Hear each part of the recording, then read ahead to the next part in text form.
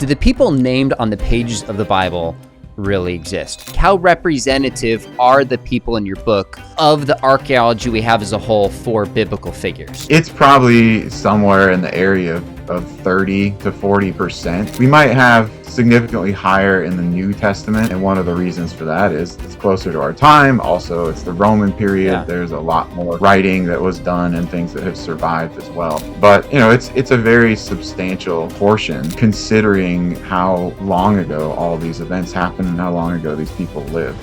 Do the people named on the pages of the Bible really exist?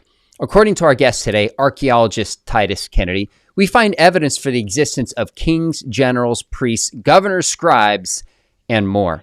From prominent to obscure biblical figures, the historical evidence supports the existence of dozens and dozens of biblical figures. Although he mentions 87 Old Testament figures and 37 New Testament figures in his new book, Archaeology and the People of the Bible, Dr. Kennedy is here to talk about 10 of those with us. Good to have you back. Hey, appreciate you inviting me on the show. Let's jump right in, man. This is probably the fifth or sixth time you've been on. People love it. This is one I've been looking forward to since I knew your book was coming out months and months ago. So I sent you a list of 10 that jumped out to me, and I said, tweak this. So we came up with a list we agreed on. Tell us about why you selected the 10 we're about to talk about. Well, when you first sent it to me, you did 6 OT and 4 NT characters, which I think is a good division based on content and time period. And we had a lot of the same ones in mind. I was targeting for some really important biblical figures, but also for some that are more obscure that maybe people haven't read about, don't know much about, some controversial, slightly controversial evidences for specific characters. Nothing too far out there, but again, wanted people to get a little bit of a sampling of what's the difference between these really firmly established characters and some who we have evidence for, but there's not a consensus on it. That's really helpful. And I picked obscure ones because we might expect certain evidence for the prominent biblical figures, but these obscure figures, we find evidence that they exist as a whole gives credibility to the biblical story, which we'll get into. Now, what's your criteria for evaluating these figures and the other ones in your book? So the criteria I used is something that I built upon from earlier scholars. There's 2 or 3 books that have been done in the past. In fact, one was a PhD dissertation, and they were focusing especially on figures from the time of the monarchy and the kingdoms of Israel and Judah. But this applies across the board.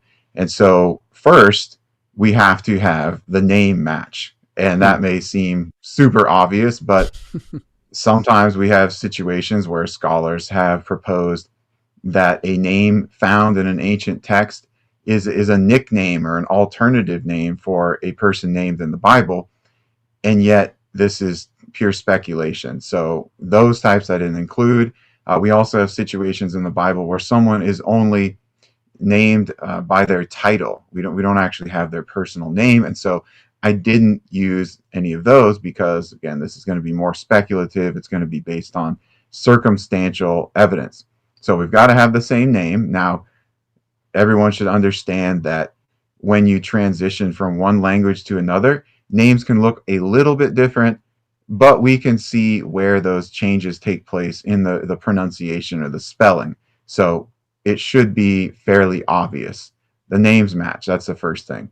The second thing is we would look for something like their family lineage. Now, we don't always have this information, but oftentimes in the Bible, it talks about that this person was son of such and such, or brother of someone else, or maybe his wife's name was this, or his daughter's name. All right, so we have some of these familial markers. And in some of the ancient inscriptions, we have the same thing, especially the son of type of motif. So when we have that, we can look at it if it matches in the archaeological evidence, in the inscriptions or ancient manuscripts.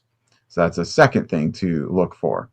Now, there are times when things are so obvious that we don't necessarily need that, like if it's a Sure. king and we know the time period, but when it gets to lesser known or lower ranking figures, that can become very important.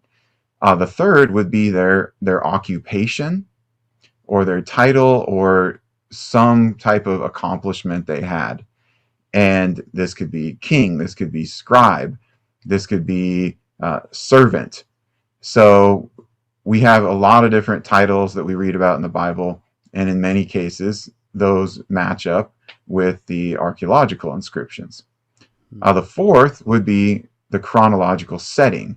The person that we're looking at in the Bible needs to be in the same time period Makes as sense. the archaeological inscription. Yeah, we can't just pull something from 200 years difference and say, oh, look, we have the same name, kind of the same region, so this could be that person. But, it couldn't. It really should be within a lifetime. So we're talking like, 50 to 90 years period, something like that. And another aspect of this chronological criteria is that the archaeological material that we're looking at, it really should come from the time period of that person. It should be contemporary attestation. Sometimes we have this from like the next century, and that's all right. It's not as strong, but it's fine. But we do have situations where we have a biblical character name from a long time later, far, far into the future. And while that's interesting and it's some sort of evidence, it's more in the vein of a tradition, and it's just not as strong. And so I didn't include things like that. For example, Lot is named in inscriptions of the Byzantine period, but that is so many centuries after his Okay. lifetime that we can't really say this is a historical attestation for Lot. It's a attestation that people believed at that time that Lot was a historical character. But so same time period. And then the fifth would be the geographical setting. They need to have lived in that place where the Bible says they lived. Makes So sense. all these things need to match. What was the artifact found in Jerusalem, and did the person reign in Jerusalem? That sort of thing. So those five, if we have all those five, it's very firm. If we have three or four of them, uh, depending on which three or four, it might be firm or very plausible. So I did a rating system, basically A, B, C, and D, with A being the strongest and D being the weakest, being speculative. And so all these things were taken into account. Now there's a sixth one that occasionally comes up, and that's more about the artifact itself. Is the artifact surely authentic or not? So there are some situations where we have artifacts that were not excavated in a controlled archaeological project. Maybe they were found on the ground by a tourist, or they were found under unknown conditions and turned up on the antiquities market, or they were looted in an illegal excavation. So these need to be examined and evaluated by experts to see if they are indeed authentic, because we do have archaeological forgeries. So that's one to look at in some cases as well. And we have increasingly quality forgeries that even experts can't discern at times. So that last one is really a chain of custody. Can we get it to the place and the time? That's really important. Just to emphasize the first one before we jump in, even doing my work on the apostles, it was like there's 3 James that could qualify as apostles: brother Jesus, son of Alphaeus, brother of John. And sometimes the descriptions are not given. You have Suetonius, who mentions Christus. Is that Christ? Like, each one of these are far more in depth and debated than people realize. So this careful kind of lineage or delineage that you put into this, I think, is really, really helpful. All right, well, one more question. We're going to look at, again, 6 the Old Testament, 4 the New Testament. So you have 87 in the Old Testament, 37 in the New Testament. I mean, if you had to guess, is this 10% of the biblical figures that are at least somewhere on your scale? Is this half? Is it just hard to know? Like, how representative are the people in your book of the archaeology we have as a whole for biblical figures? Hmm.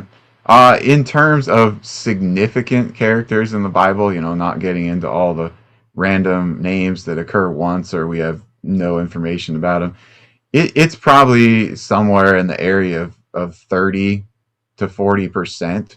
Okay. I think the kings of Israel and Judah are are attested somewhere around that level, and I think it's fairly similar. We might have significantly higher in the New Testament, and one of the reasons for that is it's closer to our time. Also, it's the Roman period. Yeah. There's a lot more writing that was done and things that have survived as well. But it's a very substantial portion, considering how long ago all these events happened and how long ago these people lived. I love it. That's great. All right. Well, we'll circle back to that sometime.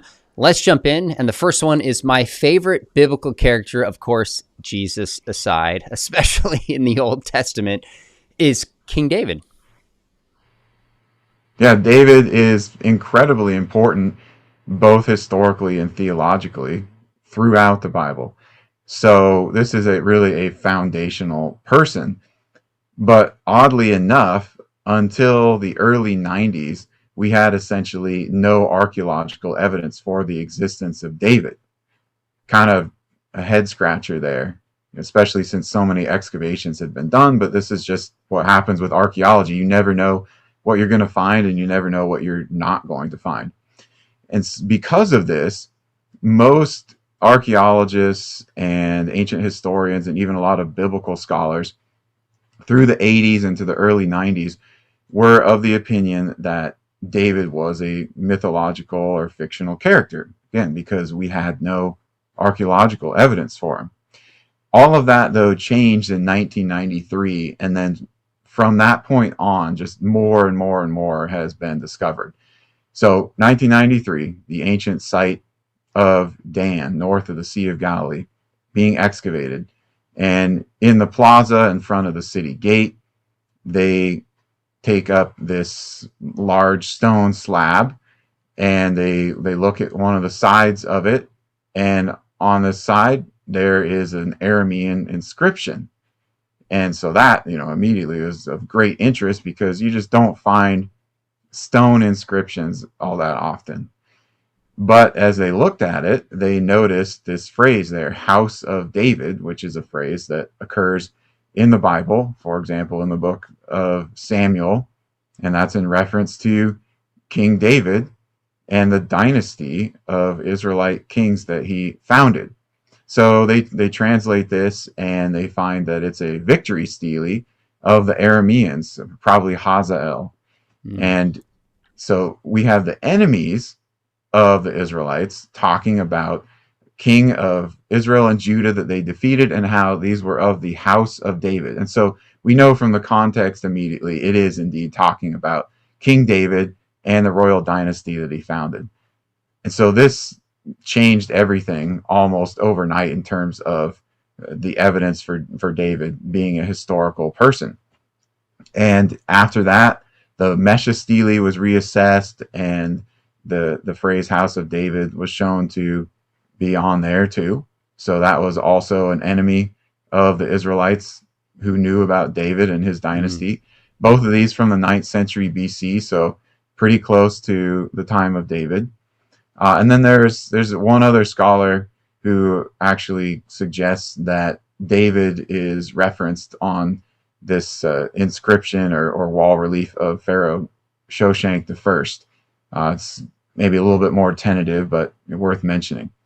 So we've got 2, maybe 3 inscriptions attesting to David. And then a few years later, Mazar writes an article suggesting that she knows where the Palace of David is, that based on Kenyon's earlier excavations in Jerusalem, there's some evidence for it, and wants to excavate. Several years later, they start an excavation. This building is where geographically we would expect the Palace of David to be, in Jerusalem, on the north side of the city of David, on the slope down into the Kidron Valley. And the floor, the original floor of this building when it was constructed, It had pottery dating to before 1000 BC underneath it and after 1000 BC above it. So it seems like it was built right around 1000 BC. That's the time of David and when he constructed that palace. It's got massive walls. There's a Phoenician column capital that was found, what's called ashlar masonry, a type of stone blocks. Phoenician ivories were found in there. And recall in the book of Samuel that it says that this palace of David was built by Phoenician artisans. So we would expect some Phoenician construction technique evident. Well, you go forward in time and you see that this building continues to be used by the royal administration of Judah because of the evidence from many administrative bullae, these little clay stamp seals or stamp impressions from seals. And so it all seems to collect together quite well. Now, not everyone agrees that that's the Palace of David, but a lot do. There's also possibly David's tomb in the city of David, the southern part. There's two monumental tombs. One might be David's, one might be Solomon's. There are now investigations into all these different fortified towns in his kingdom that shows there was a centralized government.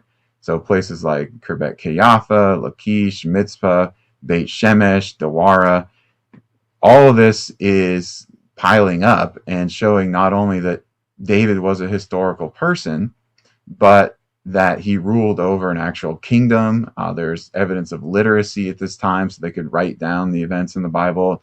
It's really become very strong archaeologically. That is a stunning reversal. I was in the palace in 2018 and 2019, and our Jewish guide, he's like, you just go back 3 decades ago, and what people believed about David has utterly been transformed and changed. All right, let's shift to a different historical period, kind of into the more divided kingdom of a wicked king, King Ahab. King Ahab is talked about mostly in 1 Kings 16. There's a little bit of reference to him afterwards. So he doesn't get as much word count as David, obviously, but he was one of the more prominent kings of the northern kingdom, and geopolitically he was fairly powerful as well at the time. So he's the son of King Omri, who, by the way, is mentioned on the Mesha Stele that I referenced before. He married the Phoenician princess Jezebel, whose seal with her name on it has been found, or at least, let's say, probably. It's not 100%, but likely her. One of his sons was Jehoram, and he's referenced on the Tel Dan Stele. So we see all of these people within his family who are also attested. But as far as his archaeological attestation, a couple of major things. The most prominent, the most definitive, is reference from a stele of the Assyrian king Shalmaneser III, who Ahab fought against in a coalition of kings. And Shalmaneser III named Ahab as the king of Israel in this stele. And he also mentioned that he had 10,000 soldiers and 2,000 chariots. This is interesting because Ahab has more chariots than any other king in that coalition. So we know he had this sizable chariot force. Well, when Jezreel was excavated, which is where Jezebel died, they found that this was a fortress town that had a huge open area inside the walls, basically like a massive parking lot that would accommodate storing or parking his chariots. And we read, by the Assyrian sources, he had 2,000 chariots. So possibly that's where he kept them. Now, there are a few other things that relate to this King Ahab. One is a bronze ring that has a Hebrew inscription that says, belonging to Ahab, king of Israel. Nice. But this is one of those cases where we don't know the provenance, and we also don't really have great artifact parallels to evaluate it. Now, I don't think this is in question as to its authenticity, but maybe its date. However, I would say that there's a ring of Jotham that's authentic, and it's got a lot of similarities. So I don't think it's a huge problem, but we do have the Assyrian inscription. And then finally, I'd say one other really interesting and important thing archaeologically connected to Ahab is the palace at Samaria, which his father Omri originally built, but Ahab expanded it. And the excavations found within this what's called the ivory house of Ahab in 1 Kings 22:39. So it was this room in the palace that had all of these elaborate Phoenician ivories in it. And then his tomb is probably one of the two tombs discovered at the palace also. That's amazing. And I want to make sure people know that Ahab was the king and Jezebel who resisted Elijah, one of the most important prophets of the Old Testament, who appears in the Transfiguration in Mark chapter 9. So to have so many people, so many figures strongly confirmed in the archaeological record long before the time of Christ is quite significant. All right, let's shift to biblical figure number 3, Uzziah/Azariah. So this one is maybe a little bit more obscure. I don't think everybody has probably heard about this king or read much about him. He's not as prominent in the biblical narrative, but he did actually reign for a very long time, 52 years. And yet his attestations are quite limited. And in fact, the most important one is disputed by some scholars, even though it seems to be a clear mention of him. So if we go back to 1 Kings 15, where Uzziah or Azariah is discussed, in 1 Kings 15:29, the Assyrian king Tiglath-Pileser III is mentioned as fighting the northern king of Israel, and this is during the reign of Azariah of Judah. So we know that those two kings overlap, Tiglath-Pileser III and Azariah or Uzziah, same guy. Now we go forward a little bit in the passage, and we see in the reign of his grandson Ahaz, the Assyrians, again under Tiglath-Pileser III, they take a tribute from the kingdom of Judah. That's what we read in the Bible. So it's very plausible or even likely that these tributes were going on just a few years earlier during the reign of Azariah as well. Now, I say this because the Assyrian text that we have relating to Azariah, it comes from Tiglath-Pileser III, okay, who overlapped with him. It's from 743 BC. This is in the middle or the first half of the reign of Azariah. And it says that he took a tribute from Azaryahu of Yahuda. Okay, so this is where the dispute comes in. Some scholars are saying, oh yeah, that's obvious that it's Azariah of Judah. And others are saying, no, this could be somebody else. We have no evidence for someone else with that same name and essentially the same name of the country. So I don't know why it's disputed so much, really. But this seems fairly clear. However, we do have some additional archaeological attestation for this king, and that comes from 2 8th century BC stone seals of some of the people in his royal administration.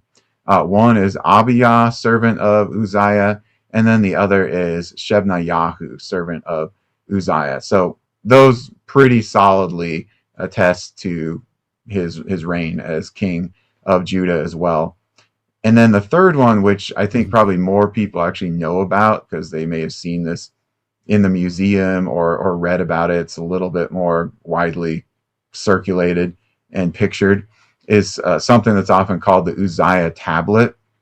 The problem with this is that it's almost certainly a much later tomb memorial that was made around the 1st century. So it's kind of like the thing I mentioned with Lot earlier. It's talking about him as a historical character, and it's from antiquity, but it's not from his time. So we can't really use that in the same way that we would this Assyrian source that's contemporary and those 2 seals that are contemporary. That makes a lot of sense. And I want to highlight for folks that we have King David, one of the most prominent figures.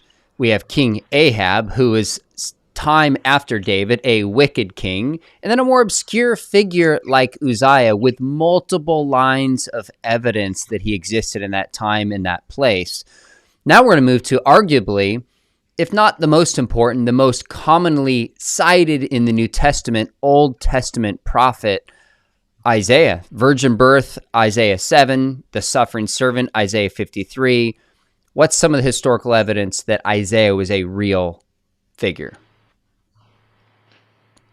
Well, the archaeological evidence for Isaiah primarily comes from one artifact, although I also think it's worth mentioning that the Great Isaiah Scroll, which is probably the pinnacle of the Dead Sea Scrolls, is his complete book in ancient Hebrew, and the scroll dates to the 4th century BC, according to radiocarbon tests from 2 different labs.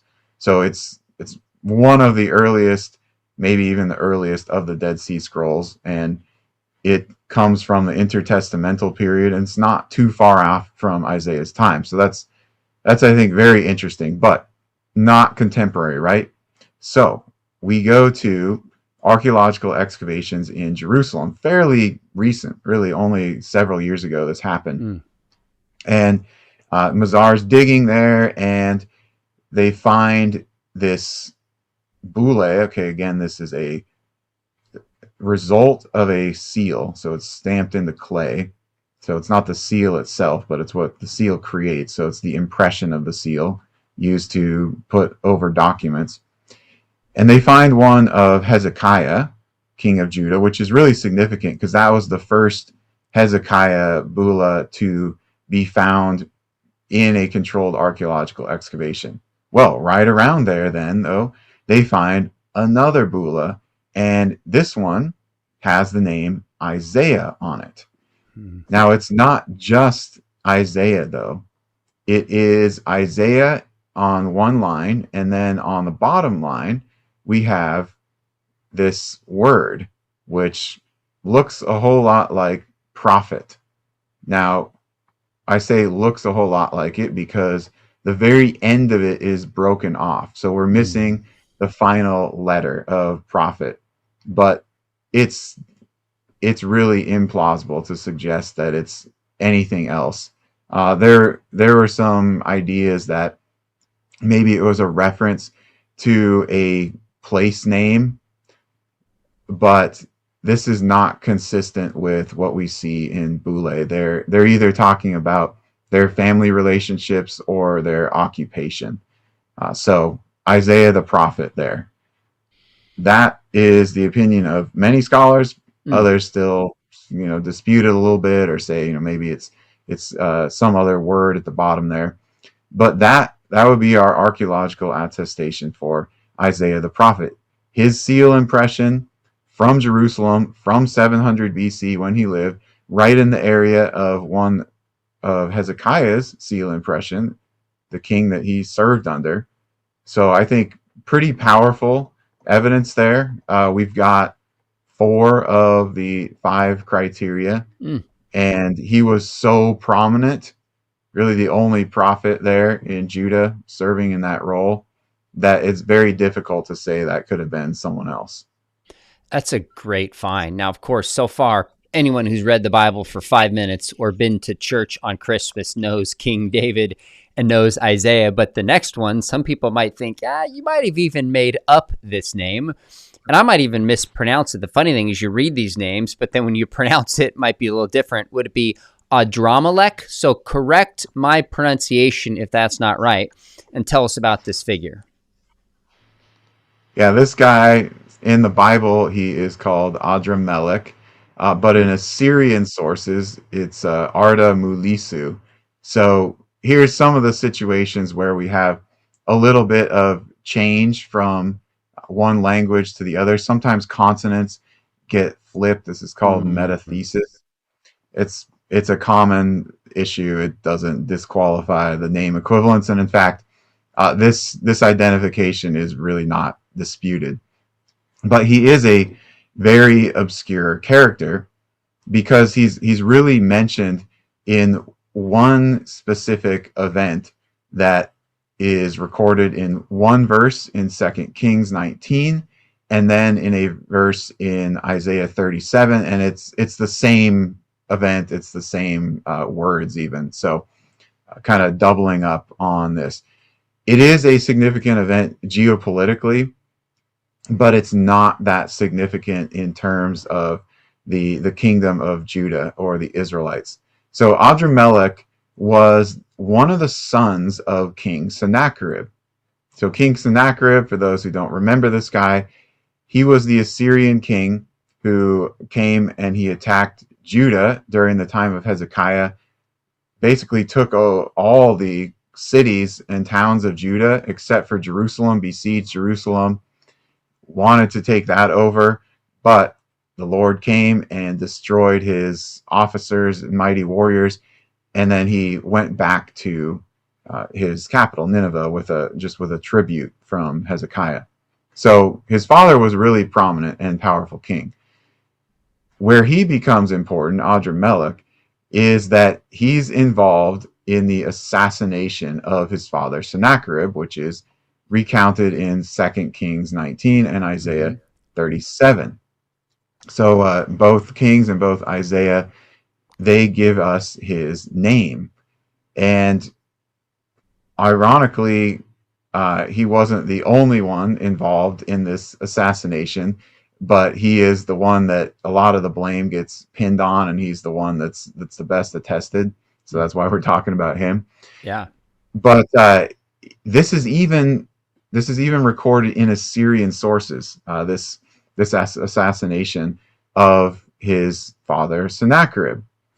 So we've got him attested as a prince of Assyria. But event that he's involved in that's recorded in the Bible, this is recorded or attested, corroborated in Assyrian sources as well. And to top it all off, we might even have an image of this guy. So there's a Assyrian stone relief that came from the southwest palace of Sennacherib at the capital city of Nineveh, and it shows a crowned prince, which, based on the time period and his position, was probably Adramelech. So we've got a couple of sources that not just name him, but talk about his involvement in the assassination plot, and we may even have his image. That's pretty amazing for somebody that is important in the story, but you're right. In terms of a minor figure compared to Isaiah and compared to David, that we still have some good historical evidence for his existence, I think reveals a lot. One more. Right, and he wasn't even a king himself. He was a prince, and he wanted to become king, and that's probably part of the whole story why he ended up assassinating his father. But yeah, he himself in world history was not that important either, and yet we do have attestation of his existence and a major event that he was part of. And that's significant because today we can record everything. People are literate. We have the technology. So they were very careful because of ability and expense to record significant figures. So the fact that it was recorded and we still have it today and shows up in the Bible, that's a significant find. I think it's very significant. I'm glad you pulled this figure out. We've got one more from the Old Testament, Belshazzar, from a very different time period. Tell us about him. He was a Babylonian. In fact, he was the son and the crown prince of the last king of Babylon. But he's one of my favorite because the passage in Daniel about him is so interesting. This is the handwriting on the wall. And he's another one of these examples where in the past, scholars were saying he was a made-up character. He was fictional. And therefore, the book of Daniel is not a historically reliable source. And the reason they said that, once again, is that outside of the Bible at that time, we didn't have any evidence for his existence and his role. So they said, look, we know who the last king of Babylon is. It was Nabonidus. We've got lists. We've got these classical authors who are talking about it as well.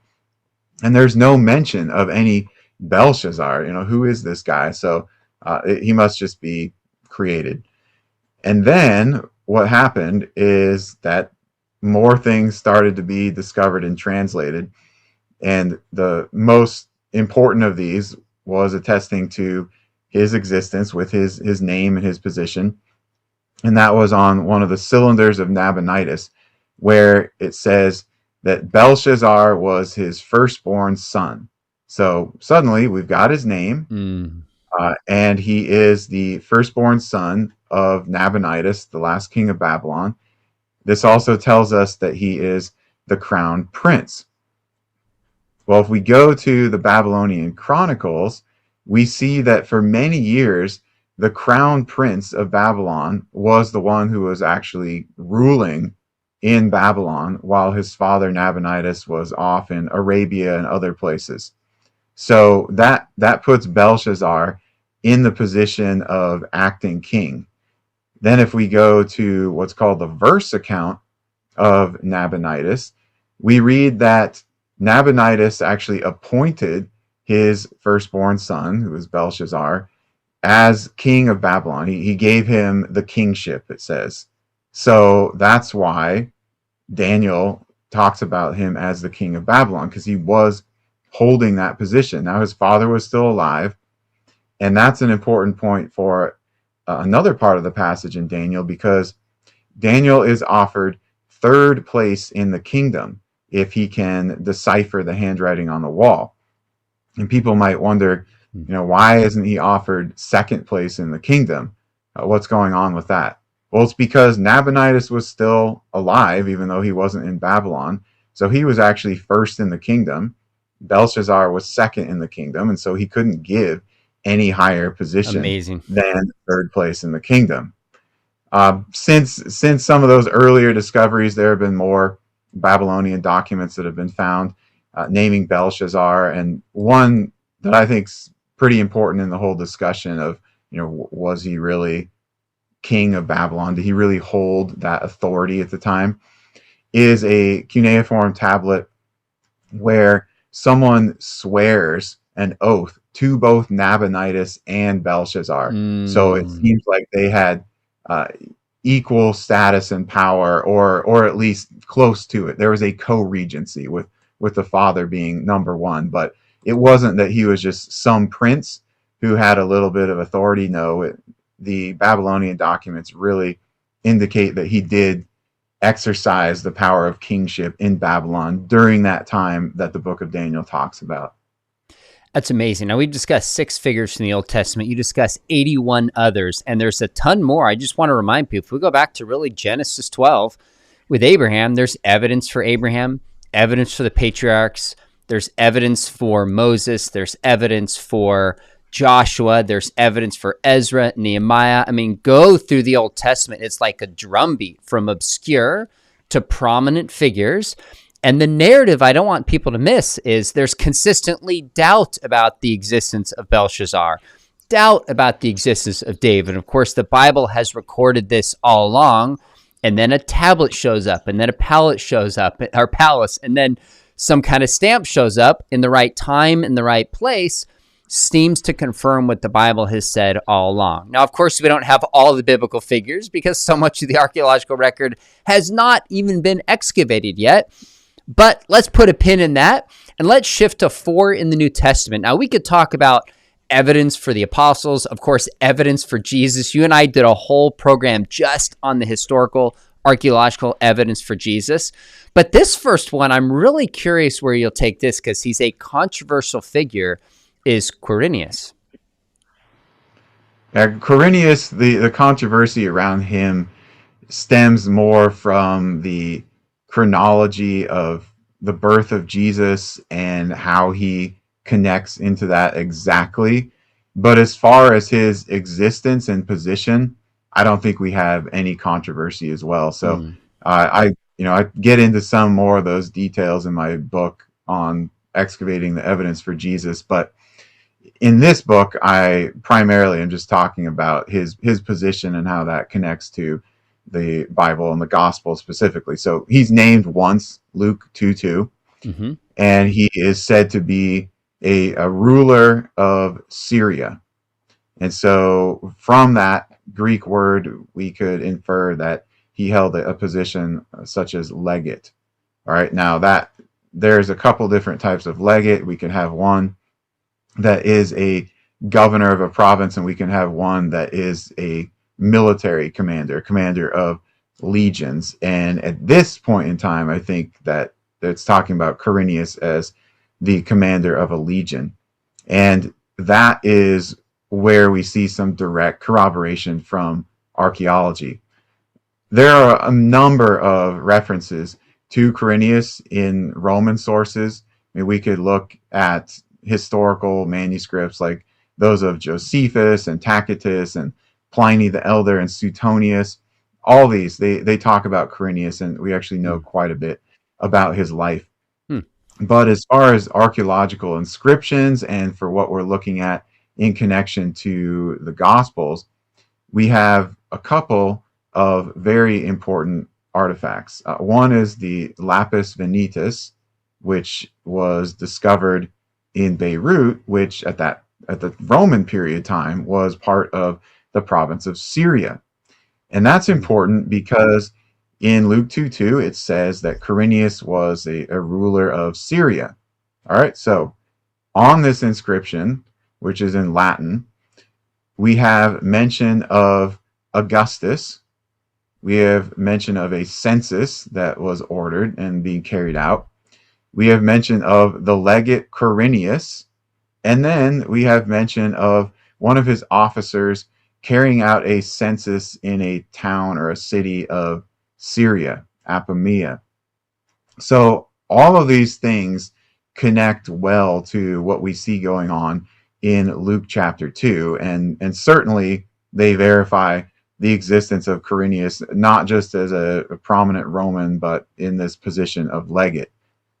Now, if we go to the writings of, or probably the autobiography, better to call it, of Augustus, Emperor Augustus, Res Gestae, then we see that he actually commanded or ordered a census of the whole Roman Empire in 8 BC. So that's actually what I would connect to the census of Luke. But Hmm. Quirinius very solidly attested, the right kind of position, the right time period. So even if we don't all agree on the exact year that those things are going on and their specific correlation to Luke, there's no question that this guy Hmm. was a real person and held those positions or that prominent position in the Roman government.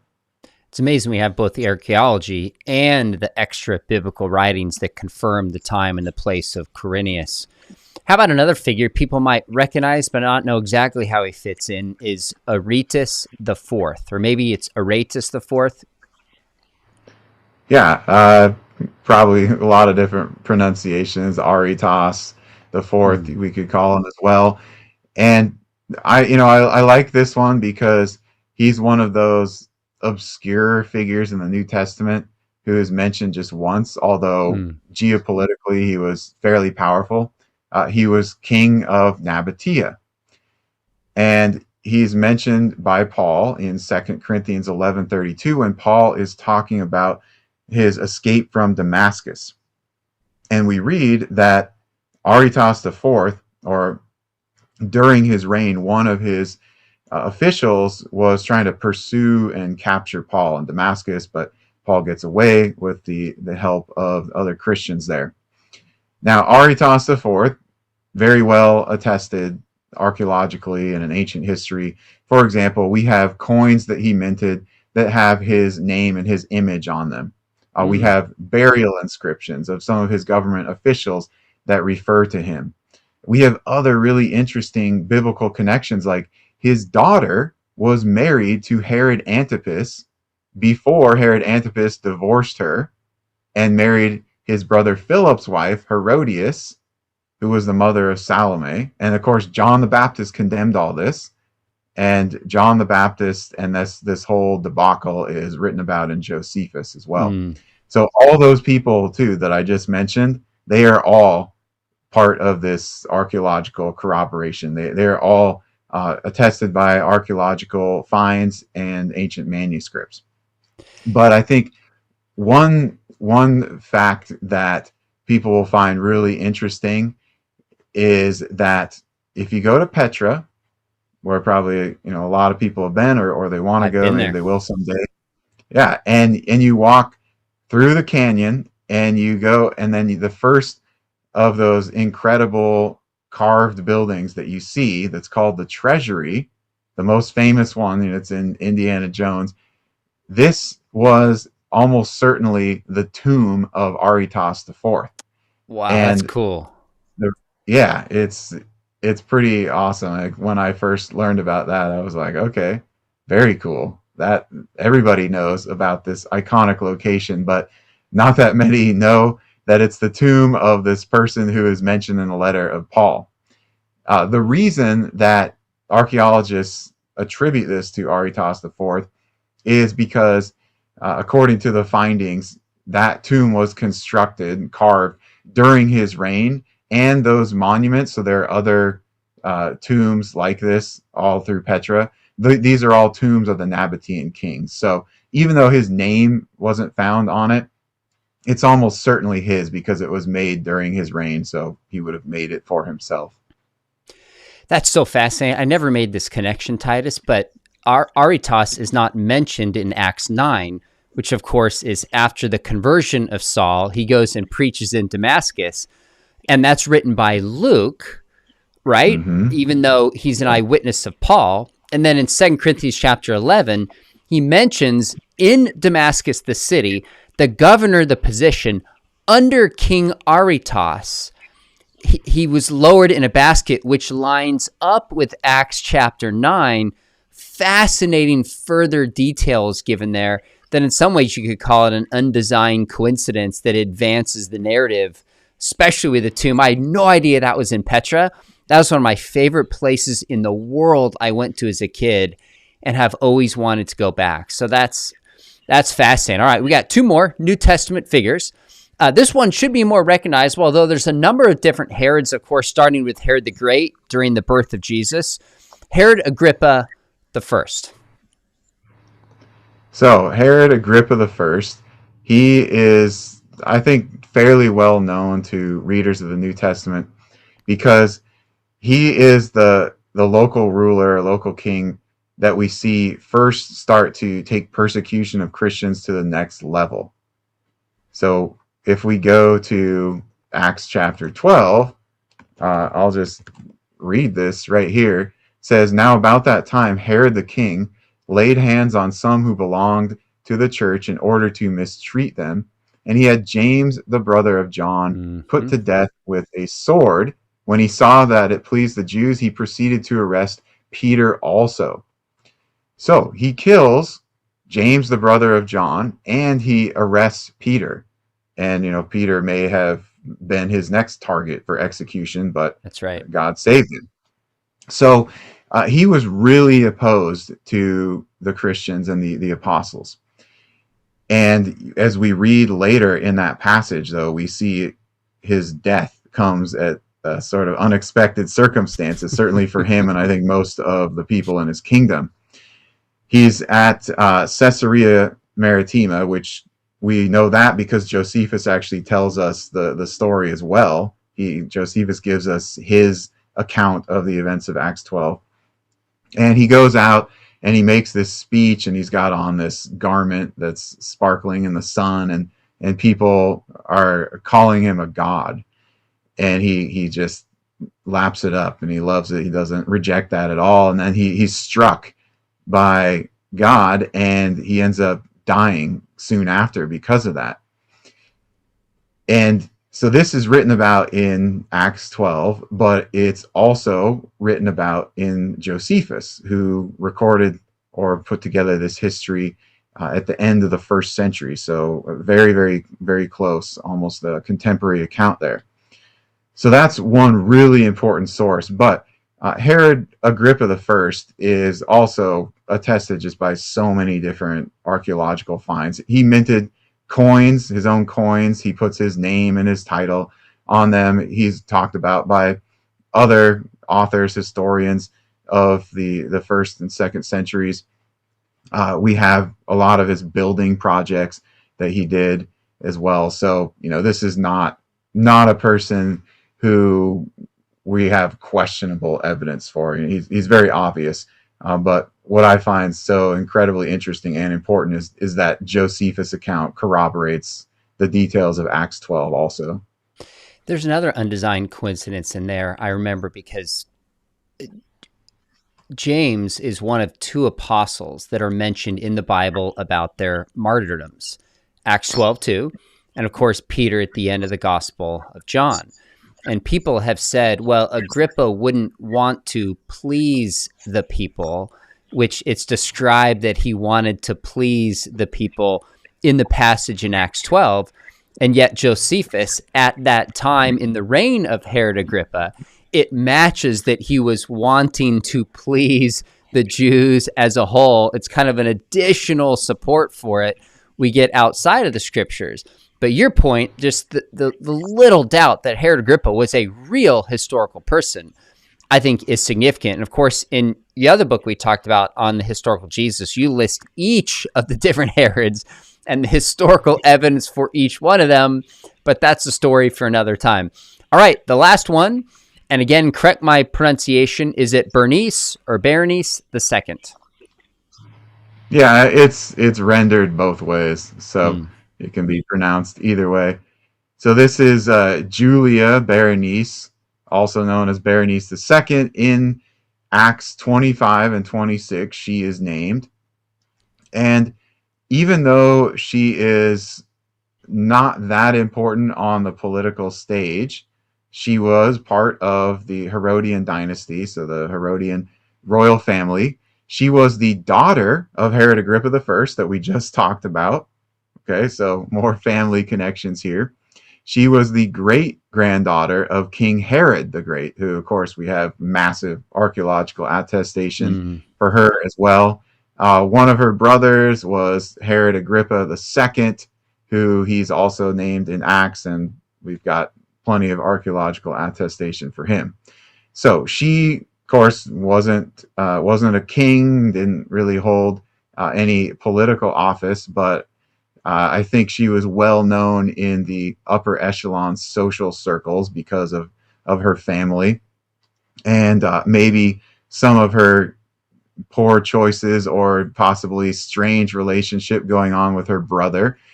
But she is named in Josephus and Tacitus and Suetonius and Cassius Dio. And then we have a couple really important archaeological inscriptions. The first, it was found in Beirut. Okay, so again, Syria province. This is connected to Judea in ancient times, in Roman times. And there's an inscription there, a Roman inscription of Berenice and Agrippa. So it names her and it names her brother on it as well. So in nice, big, bold Latin letters, you can see her name, Berenice. So that's her right there. But there's another one that I think is probably even cooler, because we have a statue of Berenice, or what was originally a statue of her. And there's an inscription on there in Greek that says Julia Berenice, Great Queen. So it's unquestionably her. It's got both of her names. It's got her title. It's from the 1st century. In this case, it was found in Athens. So they had a lot of influence throughout the Roman Empire, and she traveled a lot as well. Why exactly she got a statue in Athens, I don't know. Maybe there was a statue maker there that really thought she was worthy of it. But we've got these two inscriptions with her statue. We've got all these ancient manuscripts that mention her. So even though she's only talked about a little bit near the end of Acts, very, very well attested archaeologically and in ancient history. I love that. By the way, I'm sitting here doing the math going, okay, we just talked about 10 biblical figures and, roughly an hour. Your book has 80, so we can multiply it by 8. If that's 30%, multiply that by 3. You and I could spend, I don't know how many dozens of hours just spending 5 minutes on each historical person. So in many ways, we just kind of laid the most basic foundation of these figures that are so well supported in the archaeological record. Two last questions for you. One, as far as you're aware, is artificial intelligence transforming archaeology, and in what way would it relate to biblical figures and or just archaeology for the New Testament or the Bible as a whole? Okay. First thing I'll mention, I have 135 people named in my book. A few of them don't get their own entry, but there's a lot, and there is continuing discovery that keeps going on. Right. In fact, there's a new one that I identify more recently that didn't make it into the book because I figured it out just after this. But Okay. as far as artificial intelligence, that's an interesting question because I will test different AIs sometimes on these types of issues and see, what it knows and what it can find and what it can't find. And it's good at combing through the internet and finding things and kind of compiling it and assessing it. But if it's not freely accessible online, then it's not going to know about it. So if there's an article publication that's behind a paywall or something, it's not going to have that data. If it's just in print, it's not going to have that data, right? And unless somebody puts it online. However, it can be a really powerful tool because there's just so much out there now that we can't read every single thing, right? And so, what if there's some obscure publication or writing and we miss that? AI might be able to direct you to that. As far as doing archaeology, though, I don't think AI at this point is really changing anything. We still have to go out there and physically dig. Sure. There are aspects of AI that we could apply to excavations. For example, software that allows us to film the excavation site, and then from that, it builds out a 3D model with measurements of the excavation. Wow. So that's something that can be really useful. But I don't think that overall archaeology is going to be too affected by AI. I imagine there could be tools just like doctors are able to assess, MRIs, and they can look for patterns. Of course, there's going to be less when it comes to archaeological finds, but look for patterns the human eye might miss. Yeah, So, yeah, that pattern recognition that came up in an article that it's archaeological related. It's a Dead Sea Scrolls topic, but it is a study in which the authors built an AI algorithm to look at the radiocarbon dates of the Dead Sea Scrolls versus the paleographic dates of the Dead Sea Scrolls, and then to look and compare the paleography, the form of the letters, and their conclusion based on the output of the AI model was that a lot of the Dead Sea Scrolls are older than the traditionally assigned paleographic dates. So in things like that, where you're talking pattern recognition, it's supposed to take away human bias, although you still have to think about ultimately it was programmed or trained, but it's supposed to be able to take away human bias and maybe get some more objective look at things. So in stuff like that, when we're talking about translations and linguistics and pattern recognition, I think that's helpful. But again, the computer's not going to go out and dig for you. So we've still got to do that type of work. makes total sense. So last question, and you and I were chatting before, and this is what I call the Spider-Man objection. Of course, I'm wearing my Biola Spider-Man shirt, interestingly enough, kind of fun. I'll show it off here. One of my favorites of all time is that people say, okay, it's a completely fictional story, but takes place in New York City. So there's some real figures. There's some real places. So the existence of these places does nothing to tell us that anything within the Spider-Man accounts is actually true. How do you respond to that kind of objection in light of all these biblical figures that line up? Does this prove anything about the Bible being reliable and or true? It's an interesting argument if we are only displaying the evidence for the existence of cities and historical context. So we could say, look, Jerusalem has been discovered. They found this palace. They found these other buildings. They found the steps up to the Temple Mount, stuff like that. And then someone could say, all right, that's fine. Jerusalem existed in those biblical times. Those buildings were present. That doesn't mean that David existed, that Jesus existed, that these events happened, and so on and so forth. Right? Now, if we're just looking at the sites themselves and the architecture, I think that is a criticism that makes sense. But the difference between a mythological story in a historical setting and an ancient document like the Bible is that we do have archaeological corroboration for those specific people named and those events. So Spider-Man, obviously, we don't have evidence for his real existence. Okay, Peter Parker. We could go look at a historical example that is similar to that, and that is the Iliad. So the Iliad, the historical setting of the Iliad is about the 12th century BC, although it was written later by Homer.